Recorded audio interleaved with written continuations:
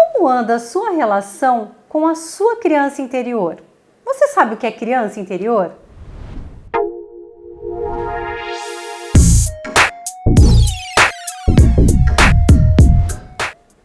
Eu sou Daniel Carvalho. Olá, eu sou a Érica Carvalho. E hoje nós estamos aqui para falar sobre a criança interior. Érica, o que seria a criança interior?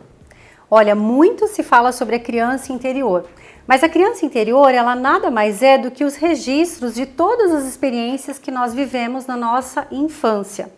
É interessante porque eu já escutei pessoas falando que não tem a criança interior, né? Eu não tenho criança interior, mas todos nós temos uma criança interior.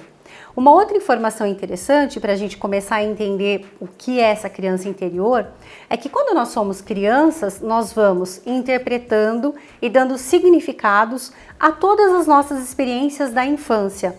E todos esses significados vão compondo a nossa criança interior. Muito interessante isso. Mas como que funcionam essas informações? Onde ficam registradas essas informações da criança interior?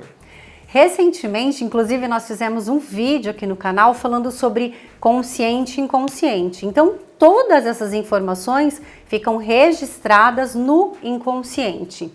Muito interessante. E aí está muito relacionado ao inconsciente individual, então sobre as nossas experiências individuais. Exatamente. E aí, quando a gente fala também de criança interior, a gente precisa entender, até esses dias conversando com uma interagente, nós estávamos trabalhando a criança interior e uma das primeiras perguntas que eu fiz para ela é: como foi a sua infância? Então, naturalmente, tem pessoas que respondem: a minha infância foi super tranquila.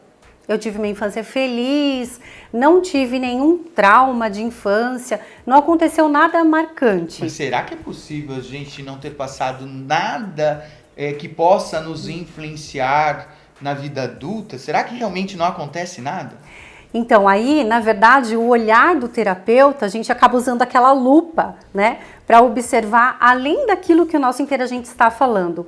Então, eu percebo que muitas vezes, até talvez por um mecanismo de defesa, ou o nosso cérebro, a nossa parte mais racional, acaba inibindo as informações do emocional. Então, o adulto começa já a racionalizar numa resposta. Não, minha infância foi tranquila, não tive nenhum problema, não passei por nenhum trauma. Mas algo importante da gente entender é que todos nós, em algum momento da nossa infância, por mais feliz e tranquila que ela tenha sido, passamos por alguma situação que pode ter deixado uma marca. Sendo essa marca algo mais superficial, uma tristeza, algum momento mais delicado ali da infância, como em muitos casos, algumas coisas que deixaram uma marca mais profunda. Quando nós falamos de trauma, muitas vezes as pessoas têm uma tendência de associar essa palavra com uma tragédia, algo que marcou realmente a vida. E um trauma nada mais é do que uma experiência que ficou registrada ali, ligado com alguma emoção. Às vezes uma tristeza, uma raiva, uma angústia, uma culpa. Interessante. Eu percebo no consultório, na reflexologia também, que quando a criança ela ficou desprotegida, quando ela ficou ali indefesa em algum momento, na vida adulta ela pode ter muita dificuldade de falar não. Isso é uma dor, então, da criança interior mesmo, né? Sim, e nesse momento é importante que a gente use essa possibilidade do inconsciente ser atemporal para que a gente consiga curar essa criança. Quando nós falamos de criança interior, algo que acontece e também percebo muito nos atendimentos é que as pessoas têm uma tendência de culpar alguém. Então, na infância não tive meu pai presente, na infância minha mãe era muito rígida, muito autoritária, ou de repente era uma criança que ficava muito deixada de lado, uma criança que sofria muito a rejeição. Então, naturalmente, cresce um adulto onde ele se coloca num papel de vítima. Isso não é de uma forma consciente, mas ele acaba não se responsabilizando pelos fatos, pela vida adulta mesmo. Então, existe até aquela circunstância que nós falamos sobre a imaturidade emocional. né? Então eu me torno um adulto onde eu continuo colocando a responsabilidade daquilo que aconteceu na minha infância em outras pessoas. Aí eu não assumo a minha responsabilidade. Então é importante que para que eu possa fazer o processo de cura e ressignificação da minha criança interior, eu passe agora a assumir a responsabilidade do meu adulto, olhando também para a minha criança. Deixa eu ver se eu entendi o que você explicou então. Então, quando eu era criança, eu passei por algumas circunstâncias onde eu fiquei de lado, tive um sentimento de rejeição, ou fiquei desprotegido, e isso é um fato. Só que ali eu era uma criança, e eu estava dentro daquela circunstância. Mas hoje, na vida adulta, eu continuo repetindo aquele padrão de comportamento, mas agora eu teria que quebrar esse padrão de comportamento, porque foi a minha criança que passou por aquilo, mas eu continuo reproduzindo isso na vida adulta. É exatamente isso? E é interessante porque assim, Daniel, se você foi uma criança que sofreu a rejeição, você cresce um adulto carente e você acaba validando essa situação. Só que a sua criança ferida, ela ainda está querendo atenção.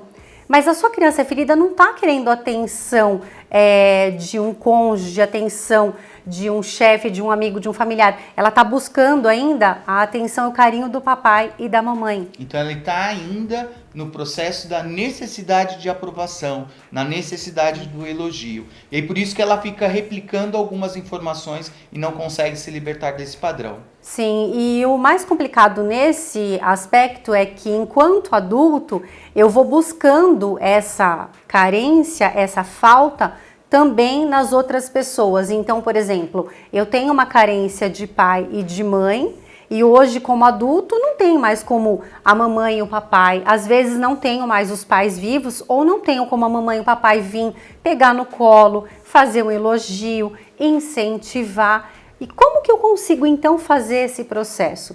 Aí é que está o X da questão. O adulto, ele vai acolher a própria criança. Que é a autorresponsabilidade. Isso. Eu não podia fazer nada, mas hoje como adulto eu tenho que ter a autorresponsabilidade de fazer esse processo de autocura. Isso, e é interessante também porque as pessoas, elas têm uma tendência natural de falar de si mesmo de uma forma negativa. Eu sou desastrada, eu sou uma burra, eu não aprendo mesmo, eu não tenho jeito. Denigrina a sua imagem. Isso, esse processo vai machucar ainda mais a criança. Se ela já é uma criança ferida, ela vai estar sofrendo ainda mais. Então esse processo de cura e ressignificação acontece a partir do momento que eu me acolho. É como se eu pegasse a minha criança no colo e desse a partir desse momento para ela aquilo que ela não teve, ou até que de repente ela teve, mas ela interpretou como uma falta na infância. Se a gente hoje avaliar como é a vida dos pais, né, geralmente os pais trabalham e muitas vezes trabalham para dar o melhor para os filhos, fazendo o melhor que eles podem. E às vezes uma criança até que tem um lar estruturado, que tem pais que dão carinho e atenção, podem também fazer uma interpretação de que elas são deixadas de lado. Então é importante que nesse processo eu comece acolhendo a minha criança. Como que eu acolho a minha criança? Me tratando bem, sendo gentil comigo mesma, olhando para as minhas qualidades, que é algo que a gente fala bastante sobre olhar as qualidades e as fraquezas, e acolhendo as fraquezas. Então, apesar de eu ter uma dificuldade de falar não, apesar de eu ser uma pessoa que acaba deixando as coisas para depois, eu posso ser uma boa pessoa. Que bem a frase que você costuma dizer muito: eu me amo e me aceito. Isso, e esse amor e essa aceitação incondicional é que trazem a paz e a calma para essa criança. Mas muitas vezes a pessoa ela precisa realmente de um processo terapêutico para entender todo esse mecanismo para poder seguir adiante. Sim, quando nós falamos em criança interior, é muito importante que se faça um processo terapêutico, porque em alguns casos é até simples da pessoa fazer algum tipo de trabalho onde ela sozinha consegue trazer para a consciência essas informações e consegue ir mudando esse padrão. Mas na maioria dos casos eu percebo que as pessoas precisam de uma ajuda profissional